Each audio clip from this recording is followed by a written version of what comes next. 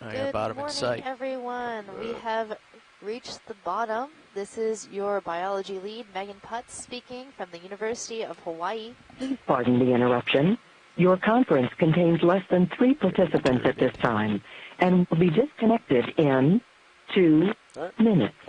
If you would like to continue, press star 1 now, or the conference will be terminated. Okay, well, let's try that again. Good morning, everyone. This is Megan Putz, your biology lead, speaking from the University of Hawaii. Welcome to Dive 6 of our Deep Connections 2019 expedition.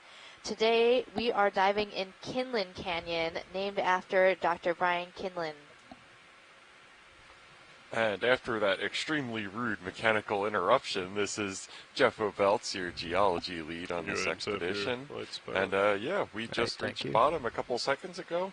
We're seeing the nice soft substrate that our ROV team likes to dive on, just to make sure that everything is safe when we reach bottom.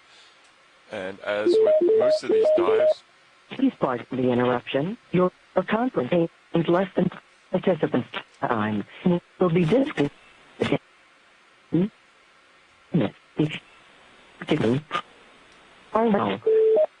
Or this will be terminated.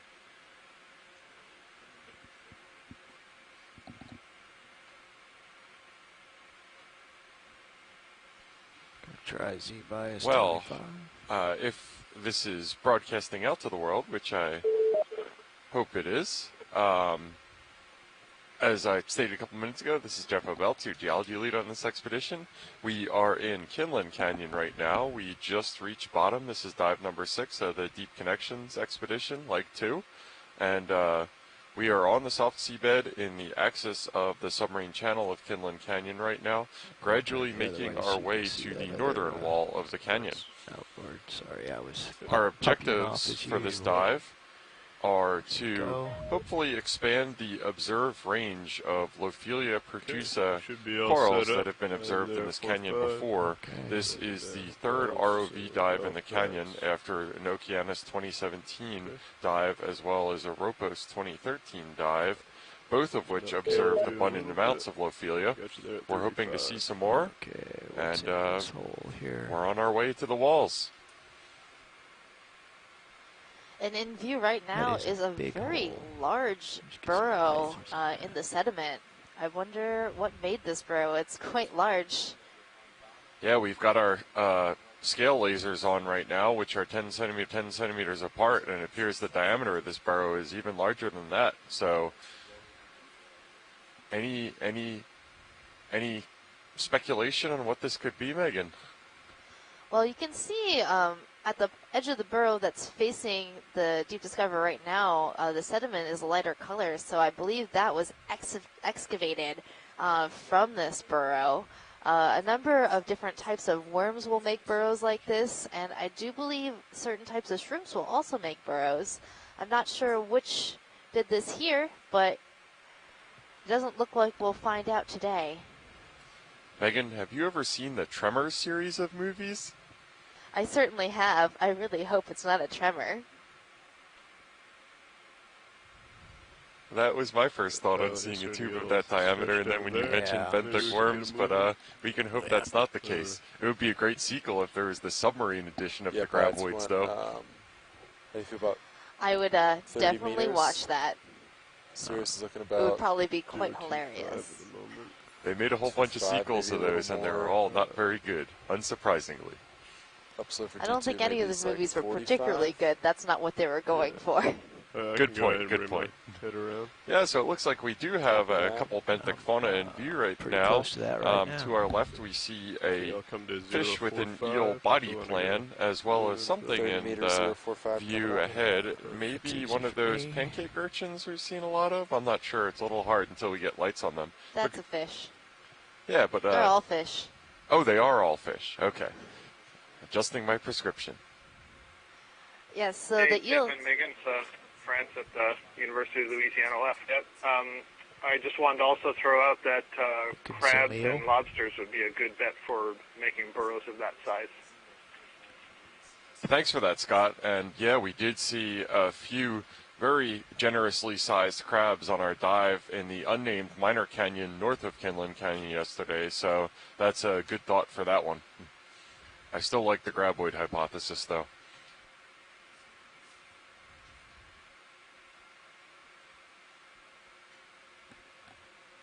And you're right, now that we're in better view of that dark-shaped object ahead now in center screen, it's definitely a fish, as you said.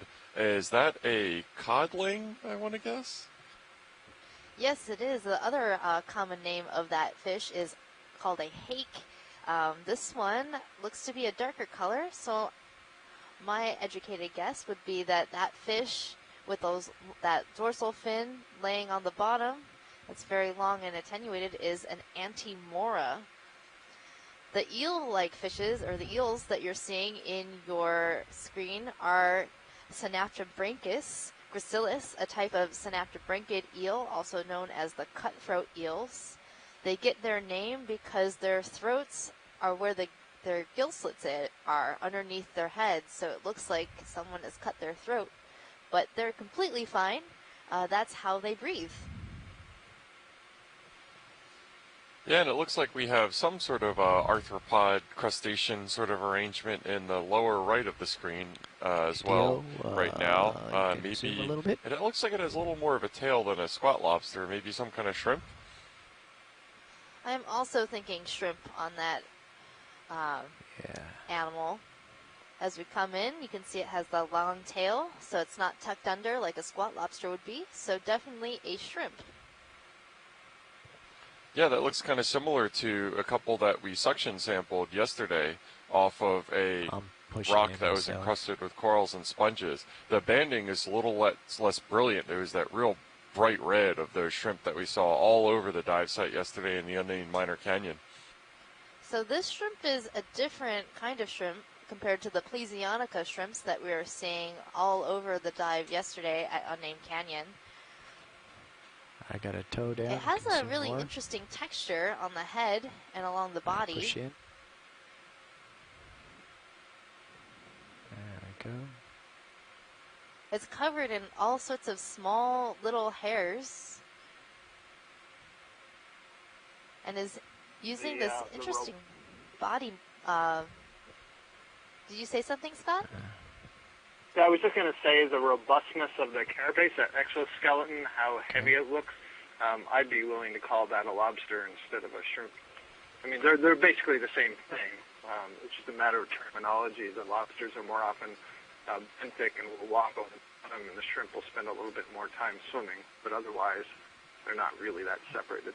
Wow, that's news to me, Scott. Thanks for sharing that fact. And I was just going to say, based on those antennae, they look really similar to spiny lobsters of the variety that you see off the Florida coast and the Keys and such. Kind of following.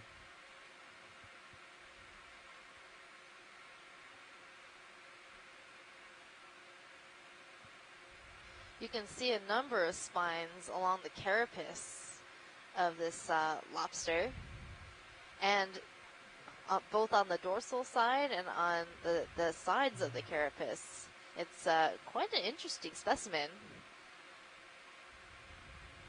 So perhaps Mary Wixton from Texas A&M, she's a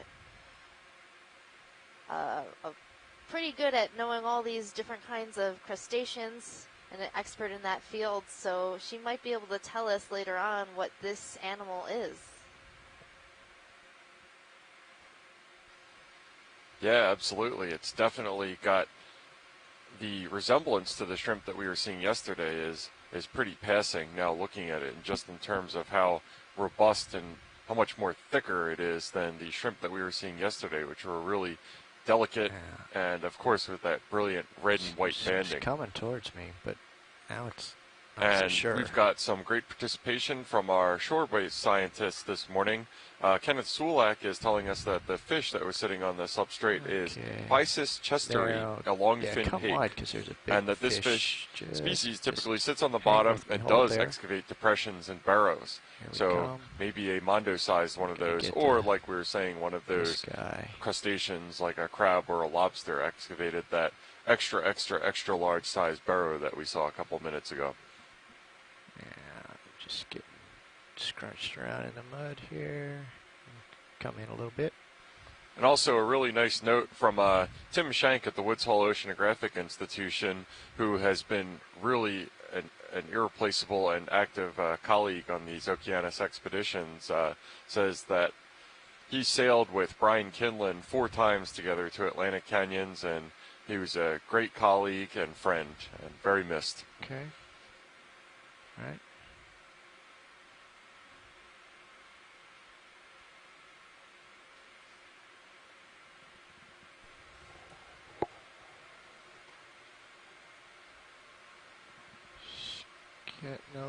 Definitely seems like some defensive posturing from this hake. So now that we've zoomed in close to this fish, you can see why it's called the long-finned hake. You can see how long all those filaments, those little sensory fins are compared to the ones that we were reviewing yesterday. Absolutely, and if I think I spot what looks like a little associate on one of those fins on the port side of the fish, a little red one. I just saw it flapping, holding on for dear life when it was going by. Yes, fish often have a number of different kinds of parasites on them, so that might have been a possible copepod or isopod parasite attached sandy, to so that don't fin. expect anything now, but keep an eye out for lines. And somehow it's been this long, but we see our first, what I believe, and maybe Mike Vecchione can confirm, short fin squid, which are our absolute constant companions these past couple dives. They have just been around and loving the lights of Sirius and Deep Discover that seem to light up. It's their favorite food. It's really spectacular on the Sirius feed a lot of times when we get what we've been calling squid storms, just seeing how many of them are circulating around the ROV two-body ROV device looking for food. Hang on, back up a little bit. I gotta back up and identify that. Okay, let's try coming in again.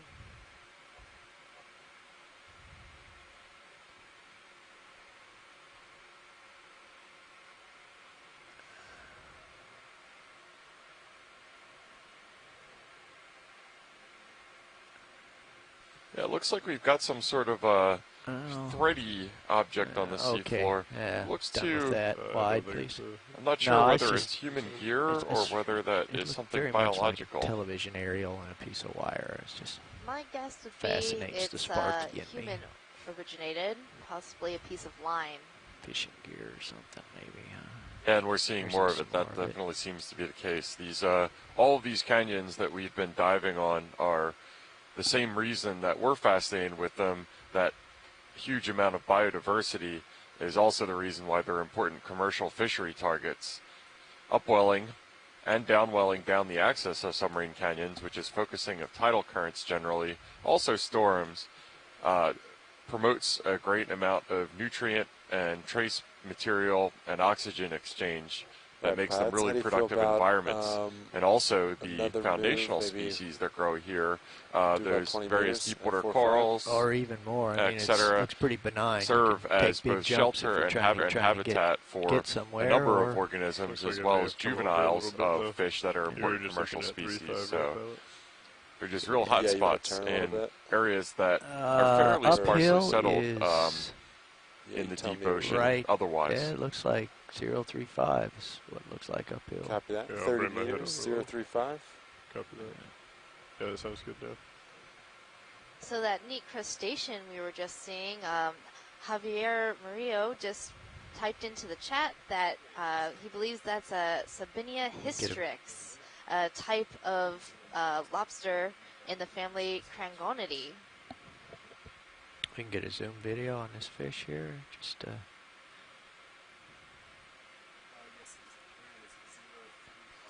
So we've reached the toe of the slope at this point. We can see the gradient has shifted, and now we're going to begin transiting upslope. This slope fairly similarly resembles the slopes that we were seeing on the latter half of our dive yesterday in the unnamed minor canyon, and that they're gradients of maybe 20 or 30 degree slope or so. Definitely not sheer outcroppings or cliff walls. Fine sediment dominated, and if it's like the environment yesterday, we'll see some sparse evidence for possible debris flows, possible drop stones, various poorly sorted rocks interspersed among the predominantly fine-grained sediment. Not sensing any excitement. Thank you.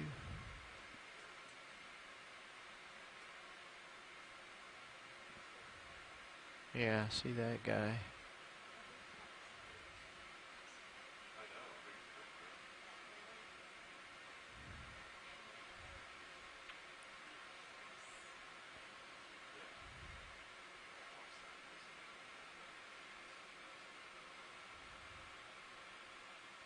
Oh, what is this? So there's something floating in the water column. Yeah, let's focus on whatever that is. I'm not really sure what it is. It might just be some squidding, but it looks like a little bit more than that. Try turning... I was going to say try turning out some lights, but I'm not sure which lights. Though in any case, I'm not convinced it's actually alive. No, it looks like some sort of bioscum, if I may use that term liberally.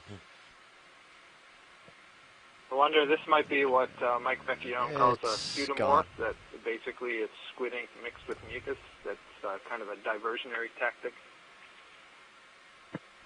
Yeah, thanks for that weigh-in, and consider us diverted. If we were a predator, we would be left out and hungry right now.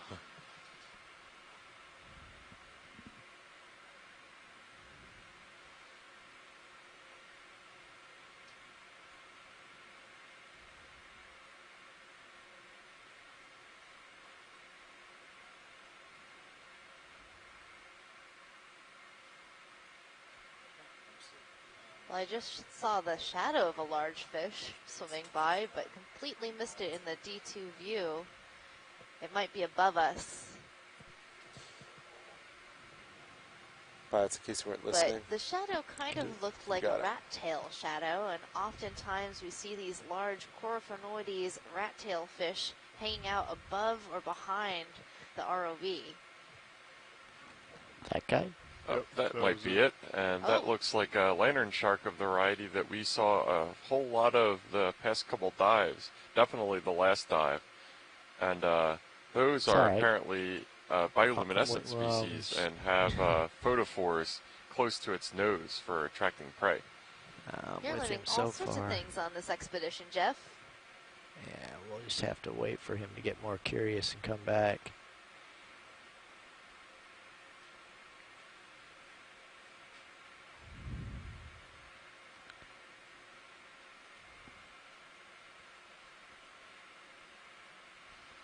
It's due to your great tutelage and expertise, Megan.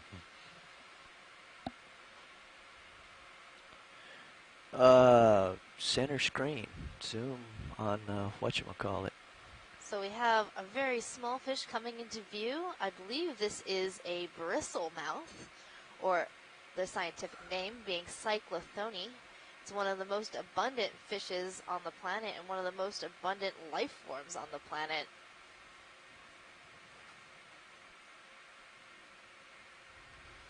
Yeah, I remember you saying that quote yesterday, and that just absolutely blew my mind. I had assumed it would have probably been something like tardigrades, water bears, or maybe just some sort of insects or something like that. But maybe this little guy. I'll track him. So most often, bristlemouth fish are found in the water column, but there is some connectivity between the water column and the bottom. So now we're seeing this animal very close to bottom. So the water column starts where the bottom ends, pretty much. And these areas of the ocean are connected. Which brings us to the theme of our expedition, deep connections. Oh, thank you for There's so many connections throughout our oceans. The connection between submarine canyons, like the one we're viewing right now, and the shallow continental shelf. The connection between the surface waters of our ocean, the midwater, and the benthos, the bottom. The connection between our Canadian partners as we do this trans-boundary exploration, starting in Halifax, Nova Scotia, making our way along the coastline down to our final destination in Kingston, Rhode Island. Yeah. How many more connections can you find, Jeff? I'll park on him. Oh, there sure are a lot, and I should just point out that some of these identifications we've had today have been from Javier at DFO, the Department of Fisheries and Oceans, who have been absolutely invaluable in this expedition so far in terms of providing dive site goals and as well as identifications in real time, priority species, in particular a lot of sponges that we harvested like gangbusters in our Canadian canyons. It's been fantastic, and the DFO and the Canadian Geological Survey are organizations that I had no contact with before this expedition, and now connections have been forged. Yeah, we can start to zoom on this guy. Yeah, I wonder if he's gonna. I wonder if he's gonna go in the hole. Harvest them like gangbusters. We delicately sampled them for scientific inquiry. All I know is that when we had the sample trays lined up, there were a whole lot of sponges there. Well, there's a reason for that, because now we know who makes the holes. A lot holes. of the sponges in this area are Thank you, very Brian. well known, and there are also a number of genetic studies going on trying to understand the connectivity between different populations across our ocean. So yet another connection. Yeah, that was a great example that we just saw of one of the crabs making use of a burrow that it probably created as it bolted into it, as D2 probably alarmed it a fair amount. Just go for the salp. Or siphonophore. I don't know. So that goes to show that those crabs might actually be making those burrows, and if they're not making them, they're definitely using them. Yeah, and here's another example of something that you were just talking about a minute before. That's a siphonophore. That's right, Jeff, you got it. A siphonophore of the type that is apparently much more commonly a midwater species or variety. And we sampled one of these yesterday at the request of one of our shore-based scientists to investigate whether this particular siphonophore, which we saw a huge amount of in the unnamed minor canyon yesterday, is actually a benthic dwelling type separate from the midwater, or whether we're just seeing the maximum abyssal extent of a actual midwater species. So this particular siphonophore is definitely a midwater species, and it just gets close to the bottom. And then can we take a look at that fish? I think that might be an eel pout. Let's just see what... I've gotten into the mud. That might be a fruitless endeavor, but... So we did attempt to make a collection of one of these siphonophores yesterday. The problem with collecting siphonophores is they're extremely delicate and tend to break apart with just the lightest of turbulence. We'll just let so we this did go get for some now. good biologic material for use in DNA, and was able to collect a little bit of the swimming bell. The swimming bell is made up of a number of different individuals that work together to help the organism swim.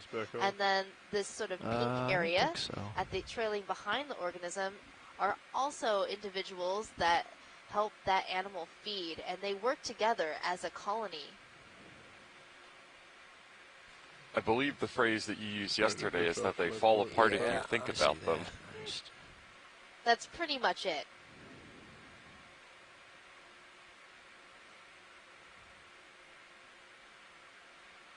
So you might be familiar with siphonophores if you've heard of the man of war. If you live in Hawaii like I do, you sometimes come across these on the beach, and they can give you a pretty nasty sting. It's all right. This animal is related to those.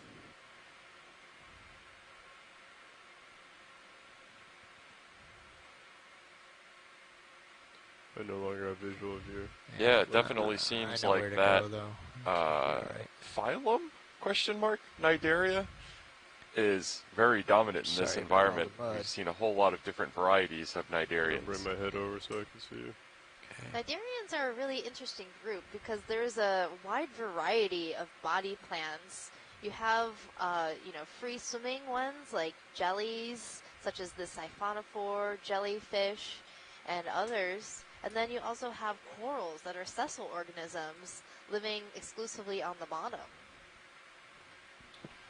thing I like about these siphonophores is that a lot of people don't realize they're colonies.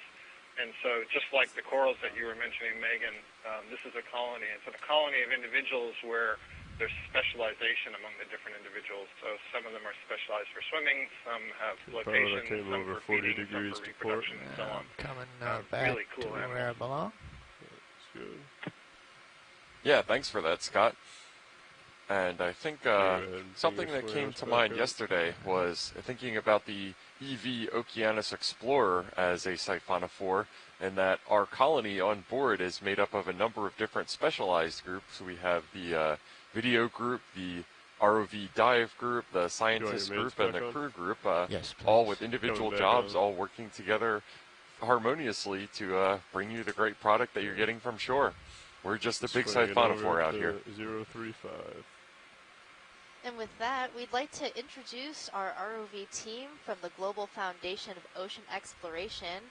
Those are the guys sitting in the front row, and then Caitlin here in the back row. Would you introduce yourselves? Coming over to 035. Well, this is Dave, right? I'm sitting in the pilot's chair. Right here. To my left is... Sean Kennison sitting at nav. And sitting co-pilot Lars Murphy. And to my right is...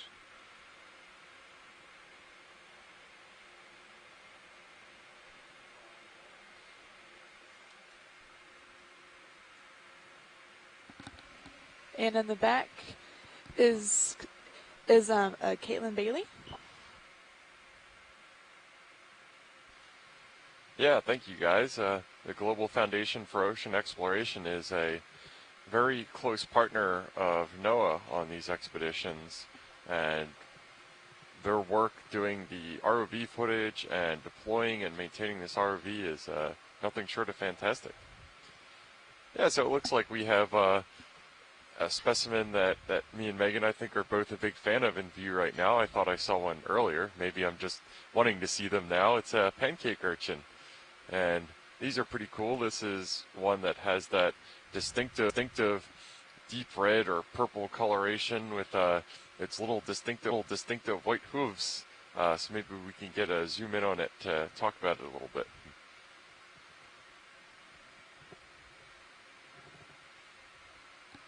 I'm just getting settled in here.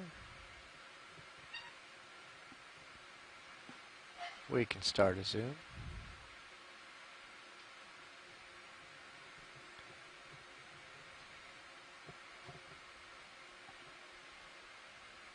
You do? So these urchins are in the family Echinothuridae, and they're very distinctive with having these specialized hoof endings to their walking spines. So those spines near the bottom of the animal. You wouldn't want to pick this one up because their spines are very spiky and sharp, and a number of them are venomous.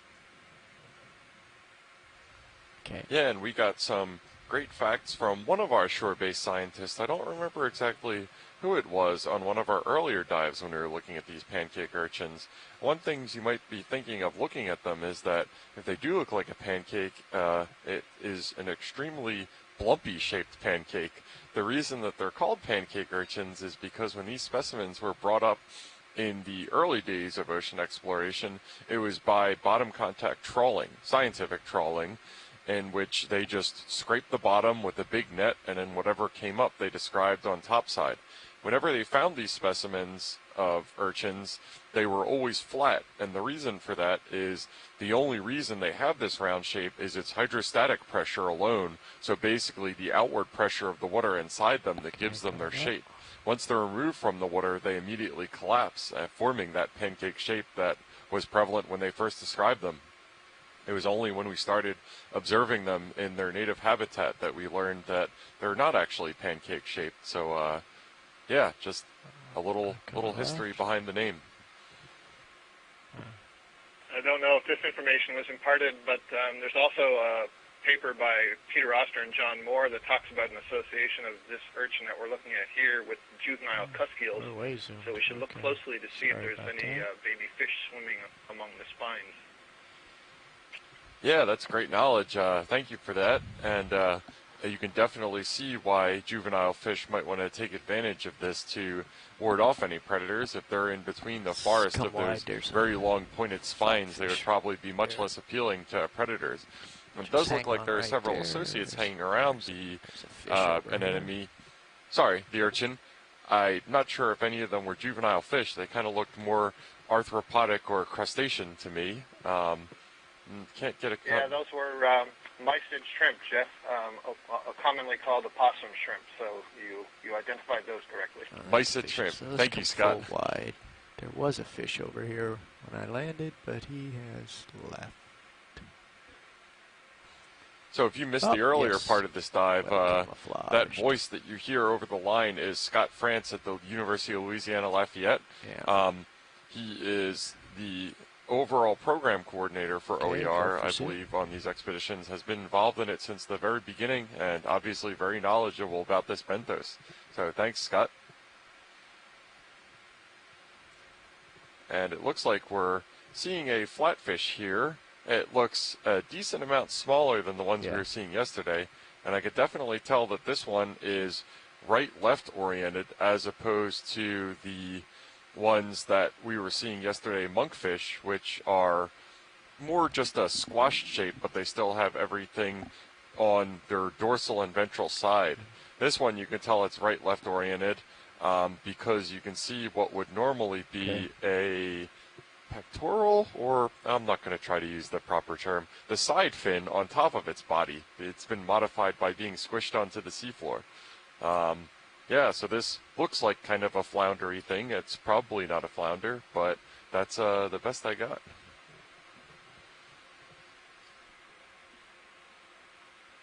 Okay, here we go. This is similar in shape, if not size, to some of the really majestic specimens of Atlantic halibut that we were seeing in the unnamed minor canyon north of Kinlan Canyon yesterday. Atlantic halibut is an endangered species. We saw at least 3 of them on our dive yesterday, and the largest specimen was upwards of a meter, maybe 1.5 meters in length, and it was absolutely enormous and very cool to see. This one, as you can see from our 10-centimeter scale lasers right now, is just over 10 centimeters in length, so a much more of a smaller fish. Okay, wide please.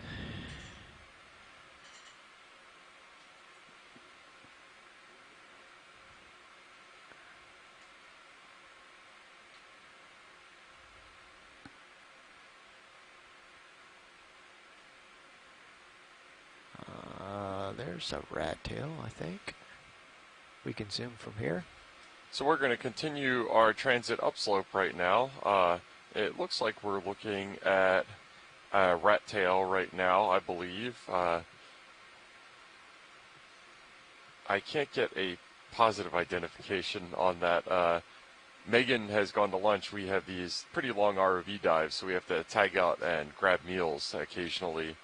So I apologize in advance, or I guess in continuation, for the relatively biology poor program that you're going to be subjected to for the next 15 or so minutes. Thank you. Jeff, I think you're doing a great job. That did look to me like a rat tail or a grenadier as well. Rat tail grenadier. Oh, thank you. I appreciate it. Yep. I'm not going to be a lot of help with the fish, so it'll be kind of like the blind leading the blind here. Oh, that's great. We can do it.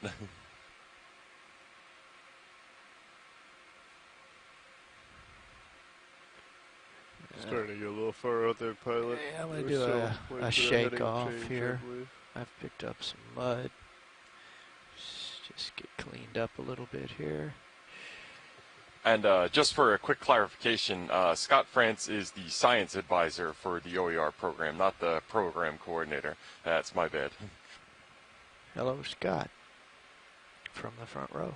Yeah, and we do see a couple more of those pancake urchins. There's another, or maybe the same lantern shark that's swimming around. This is overall a fairly similar benthic community, as well as substrate and general gradient as the slopes of the north slope of the unnamed minor canyon that we were in yesterday.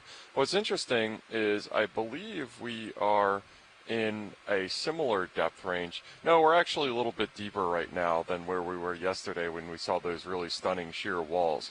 So when we were selecting this dive site, we did select it for relatively high gradients that were located at some point along these walls. We really prefer to check those out if we can, because those high gradients, which are a lot of times in the form of these really spectacular sheer canyon walls, offer a large volume of biomass and biodiversity for us to look at, of the sponges and corals, the foundational species that provide substrate and food for a lot of the communities down here. They're also really fantastic geologically. They offer outcrops in which we can get a lot of information on the erosional history of these submarine canyons as they were incised down into the continental margin. And you've probably said this, Jeff, in some of the past dives, but just to be fair to the soft sediment community, there's plenty of biodiversity in these sediments. It's just that it's so small and varied that it doesn't make for as exciting video. The fact that you're seeing all these fish swim around, the urchins, the shrimp, the crabs, they're all picking at smaller crustaceans and worms and related fauna. Yeah. So that if we were able to take sediment samples and put them into a microscope, I think a lot of viewers would be amazed at some of the diversity of morphology and species that you see that make up all this really small stuff, the small organisms in the deep sea and buried in the sediment. Absolutely, Scott, and that is a great point to make.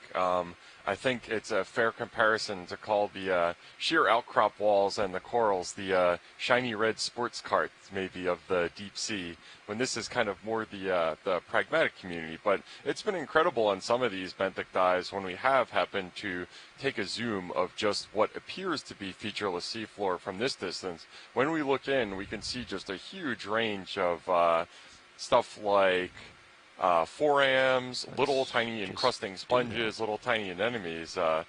It's fantastic to see. And in fact, Pilot, can we just get a zoom on some random part of the seafloor? Yeah, we're going to do that. Let me get out of the mud. And I really like that description. I think from now on I'm going to tell people I study the red shiny sports cars of the deep sea. I'm probably not the best source as a geologist, since all biology, not the same, but I'm very, I think, drawn to the superficially appealing thing for that, and I'm trying not to trot on any toes here, but get a full zoom, please, video. I'm a geologist. I'm going to stick my foot in my mouth anytime I'm talking about biology, so apologies to all involved, and I hope I haven't offended anybody. Back zoom, please, video. Back zoom. Yeah, we'll just wait for the dust to clear, and something interesting may appear. Yeah, so kind of just to give an example of this, right now I've asked the ROV pilots to sit down for a minute and just take a zoom of just some absolute, what seems to be featureless patch of the seafloor. Right now what you're seeing looks like kind of a paint chip tone. We're just going to wait a couple seconds, hopefully, for the sediment to settle down from the seabed, and then hopefully see just one of these micro communities that are ubiquitous everywhere in these abyssal benthic habitats.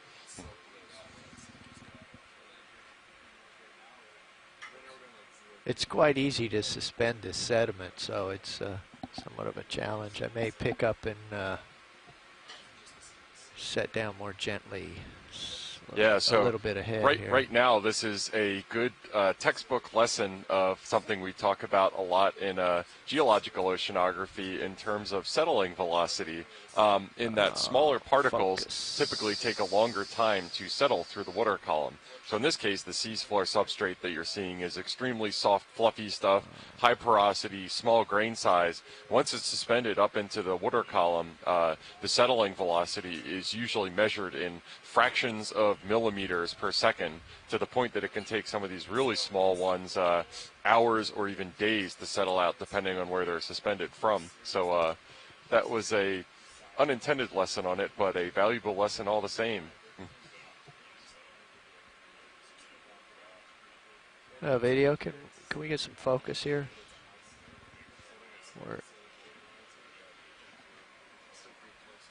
There we go. Yes, thank you. We just wait for the dust to settle, but we're trying to do some macro work here. There we Great, go. Okay, now we're starting to get some seabed here. Yes. There we go. Got up.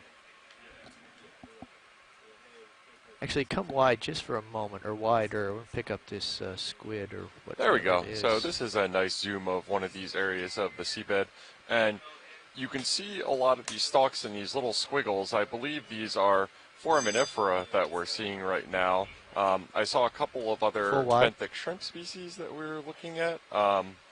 And everywhere in this area you can see in this current that's drifting by is potential food sources for these habitats. So a lot of these creatures that are living in the benthos are either burrowing through it for sustenance. So it looks like we have a squid. I have been distracted.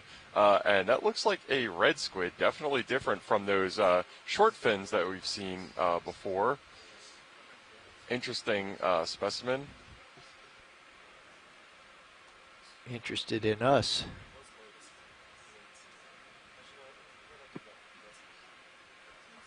I was going to share some observations also about the fine-scale structure, but the squid has taken over. Yeah, please do, Scott. Go ahead. Well, I was going to share what you were saying about... okay, never mind. Sediment. But, I'm sorry, Scott. Go ahead. I apologize. Okay, video. We can go full zoom into the sediment and focus, please. Right, so I was going to say that there's a lot of studies that show that, for example, worms and other organisms that build tubes that stick out of the sediment will affect the sediment around those tubes. And it's kind of small-scale analog to what the canyons and the seamounts are doing to water that's flowing by them, in that it deflects that water, and so it affects deposition of particles. And the particles that we're talking about here are the food, the phytoplankton, other dead material, organic material that's in the water. And so when you have these tubes and stuff sticking up from the bottom, it creates eddies, you get more deposition around it, and when you look in the sediment, you actually find that there's a higher density and diversity of organisms buried around those tubes than away from the tubes. So even at this small scale, organisms are affecting their environment just the way that you were describing for the corals and the sponges affecting their environment, creating habitat structure on the exposed hard substrate. Gentlemen. Great, thanks for that note, Scott. That an analog to that I can think of is in the terrestrial or coastal environment, actually, where marsh cordgrass serves as a baffle for flow and ends up resulting in sediment settling out of suspension that other organisms end up settling on, that kind of foundational species. So maybe that's the similar way here, where the microscale turbulence that's created by these little tubes that you can see protruding from the seabed end up hindering settling and promoting resuspension via turbulence of the water.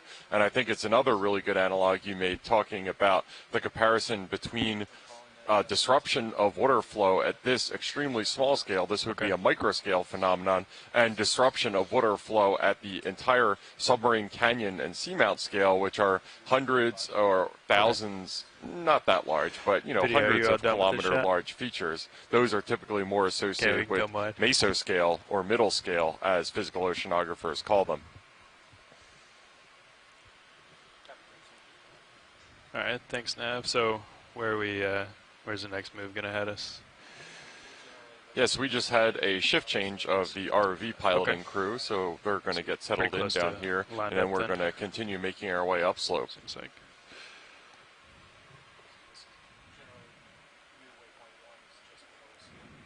Okay.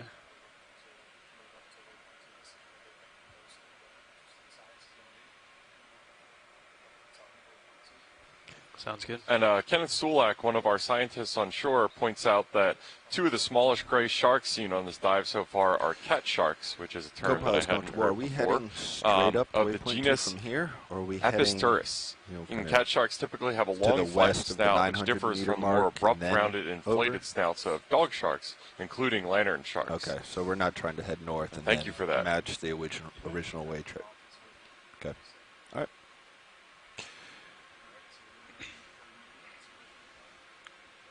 Co-pilot's good. Works for me. You have a couple banks off, Bobby? Yeah, all three banks are off. Oh, okay. I can turn them back on for you if you want. No. It's your preference. I guess it's a little cloudy down here. It was in that vicinity. I think we can probably bring them back. So we're continuing making our way upslope. If you have just joined us recently, this is dive number 6 of our expedition EX1905 Leg 2 Deep Connections, Submarine Canyons and Seamounts. We are aboard the EV exploration vessel Okeanos Explorer, and right now, if you're watching the feed, you are watching either Sirius, which is our smaller ROV on feed 2, or on the main feed, Deep Discoverer, as we colloquially call it, D2, on the main feed. Okay. There's a two-body ROV system that is deployed from the Okeanos Explorer to provide HD video stream topside to the crew up here of the seabed. Right now we're at a depth of about 1,050 meters, and the really unique thing about the Okeanos Explorer, obviously, as you know if you're following along from home, is that footage from Deep Discoverer and the Okeanos is live streamed to shore with extremely low latency, real time as the science is coming in. I'm Jeff O'Belts. I'm your geology lead on this expedition. I work for the Naval Research Lab in Stennis, Mississippi. In the future, just get it in this corner down here, just that vector plot, maybe. I know it's easier said than done, but that'd be good. Yeah, we don't need to Jeff, where do you think we are with the, respect to the slope that you were planning to be on? Is this still expected because we're in the flat before that wall, or is this a little bit unexpected? Oh, that's a good question, Scott. Right now we are kind of at the toe of the slope. We're starting to make our way upslope gradually. And we see a fair amount of this environment in terms of the slope. We did yesterday in the unnamed minor canyon. You can see that there's some gradient, and particularly looking at the video feed 2 from Sirius, that we are looking upslope right now. It's just a pretty gentle slope, and I think that not geologically active enough during the sea level high stand to where the slope kind of has slumped backwards into this fairly gentle gradient and then is mantled by hemipelagic sedimentation. Yeah, you're noting that hemipelagic sedimentation, so I don't know if it's been said explicitly, but the angle we have now, the lights are such that you can see that sort of snowstorm at the top, especially the top right of the screen. And a lot of these are the organics that we are describing that settle to the bottom. And one of the reasons there's so much sediment down here is because you have this continuous rain of material both being produced in the water column and washed off of the continent. That was a 3 meter, 4 meter. Good depiction of it right there. Yeah, absolutely. Thanks, Scott. And I should know better, and I shouldn't use jargony terms like hemipelagic sedimentation on these broadcasts without explaining that. So I can break down the word here. Hemi is the Latin word for half, and pelagic is, I don't actually know what that means in Greek, but it means open ocean. And so hemipelagic sedimentation is kind of the middle ground between the real active and heavy rates of sedimentation on the continental margins, generally from land-derived sources. That could be rivers, that could be resuspension of the relatively shallow waters due to storms, including the hurricanes like Dorian that is currently doing something south of us. These regions tend to have high sedimentation rates as opposed to abyssal sedimentation rates in the deep sea, which are relatively low. And we have here, I will pause my tirade about sedimentation because we have some cool little crabs here, one of which seems to be in a very alarmed posture, telling us to stop in the name of love. Video, did you see a skate? I didn't catch one. No. Where'd you see it, Megan? I can't actually tell that they are the same. I don't think that those are the same crab species. I mean, I suppose it's possible that one is much smaller, but the general disposition of that small one that we see in the screen right now looks a little bit different. They're both true crabs, I can tell you that. The other one, the larger one, looks like a red crab, a geryon crab. Hey, Scott, do you want to zoom on one of those crabs? You don't need to for me. I don't know how many you've seen. I suspect they're fairly common here. But if we're on our way, that's fine. I don't think there's anything particularly special. Okay. Yeah, they look fairly similar, at least superficially, from this range, from red crabs that we saw in very high densities in the unnamed minor canyon to the north yesterday. And there was actually quite a lot of mating activity of those crabs that we saw in the canyon yesterday as well, which was interesting. And that was mostly, but not entirely, around the steep slopes that we observed at the beginning of the dive. There were still fairly high, moderate densities further up on the similar environment to this one, but it was definitely in the axis of the submarine channel. Ooh, squid! Awesome squid! Oh my god, I love these squid. Come on in, video, yeah. Ah, this is really cool. I'll try to center. We saw one of these in our dives a couple days ago. Yeah. Unfortunately, we were in the middle of the move, so we weren't able to get a nice focus on it. These things are just awesome. This is the kind of deep-sea biology that really got me hooked on oceanography as a kid. And I know that Megan has told me a fair amount about these. A lot of the facts kind of just leaked out of my ear as soon as I heard them, unfortunately. So, Megan, do you mind refreshing us? I'm coming down, video. So, this red squid has been observed on previous expeditions, and I do believe the species is Magnateuthis magna, and you can see it has these two paired tentacles that are extremely long. It tricked you when we saw the first one thinking that it was something different because there was only two tentacles. But that's just because those are extremely long.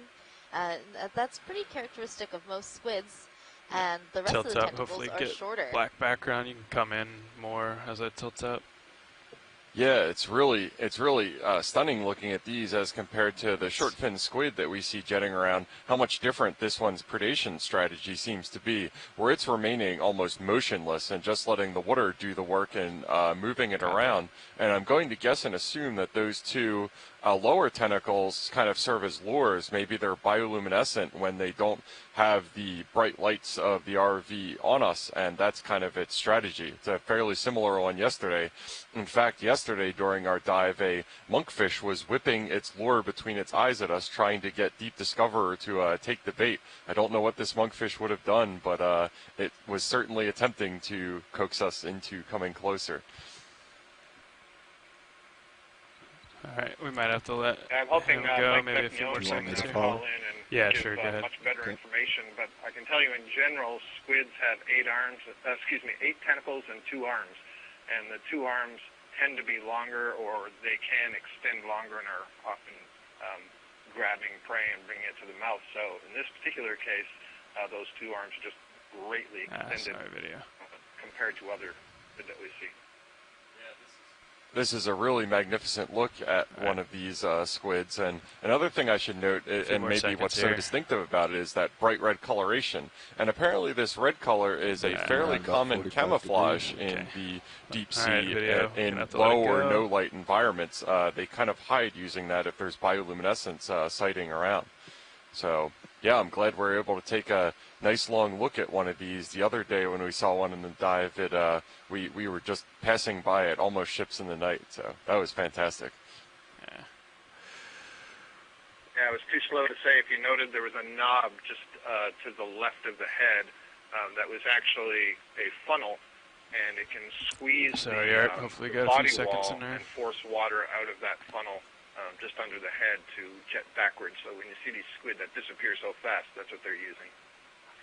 Absolutely, and that's best displayed by the short fin squid that we were seeing yesterday.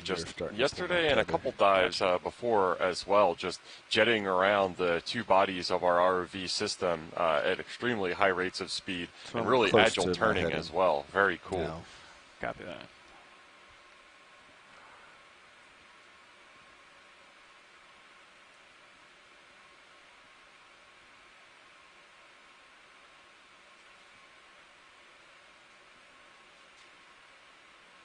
I need to come around another 15 degrees. Yeah, so we are gradually making our way up the slope. I'm looking at the bathymetric contours on our navigation map. It looks like they're going to start tightening up in a little bit we're ready for another move here, and we might get a change in bottom substrate. or possibly not. But this benthic community, it's interesting. It shouldn't be surprising, probably necessarily, given the proximity of this dive to our unnamed minor canyon the other day, but a generally similar environment. A lot of these crabs that we were seeing, like the one that is centered up in our view right now. Can we get a zoom on that crab, please? Sure. Yeah, we're going to take a closer look at this one right here in that defensive posture.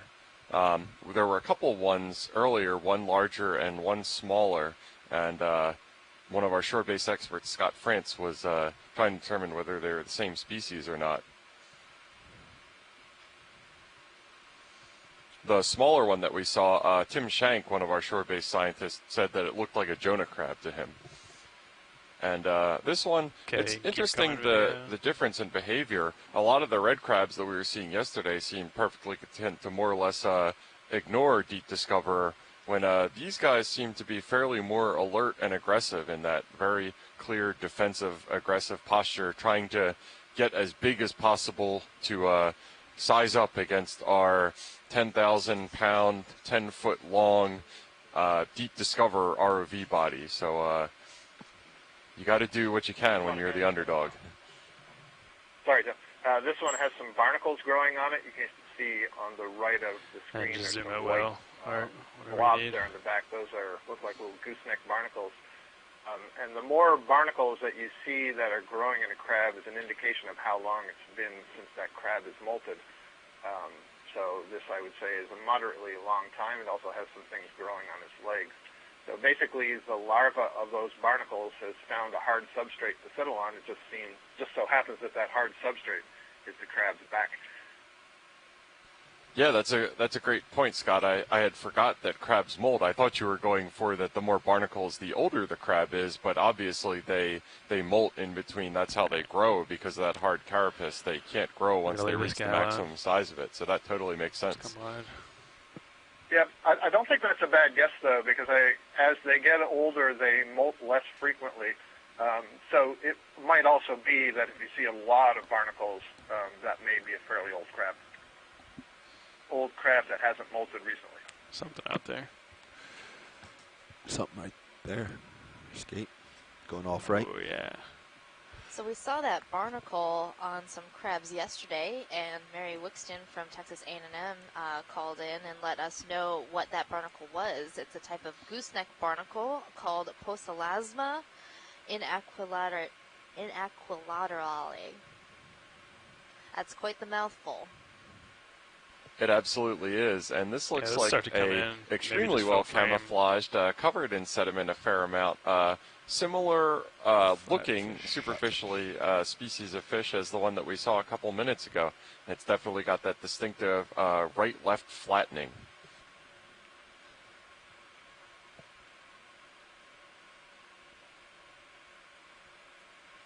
And go ahead and zoom if you need to, if you want to.